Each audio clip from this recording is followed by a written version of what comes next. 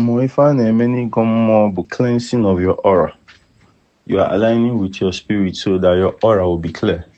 When you're not aligned with your spirit, you will see things like, for example, you see that your mouth is not clean.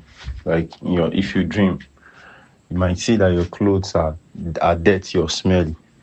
So onye akwa dị dirty, maọbụ onye ọnụ ya na-adịrọ fresh, or ya azụ afịa, ingo sell market, no go sell market. No.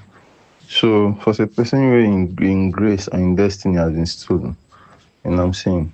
Oh, in kankawa. Only the gakwe bakulu moya realign, no? Because okade eli for him moya. You know what I'm saying? So for him to they in a situation where in the reason saying grace or his destiny has been stolen.